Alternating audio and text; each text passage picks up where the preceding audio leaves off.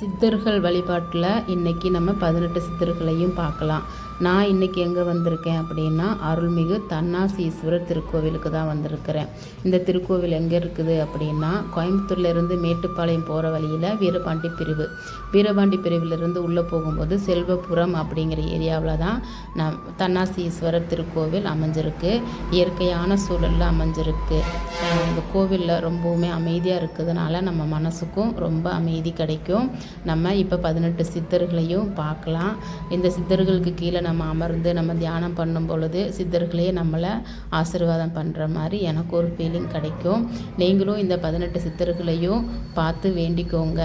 நம்மளோட வாழ்க்கையில் சித்தர்களோட வழிபாடு ரொம்பவுமே அவசியம். நம்மளோட ராசிக்கு ஒரு சித்தர் இருப்பாங்க. அவங்க யாருன்னு பார்த்து அந்த ராசி நட்சத்திரத்தன்னைக்கு வேண்டிக்கும் போது நமக்கு ரொம்பவுமே இன்னும் சிறப்பு கிடைக்கும். சித்தர்கள் வழிபாடு நான் எப்போதுமே என்னோடய பூச நட்சத்திரத்தன்னைக்கு வந்து பண்ணிடுவேன். இன்றைக்கி தன்னாசியப்பரை பார்க்க வந்திருக்கிறேன். மனசார வேண்டிட்டேன். நீங்களும் வேண்டிக்கோங்க.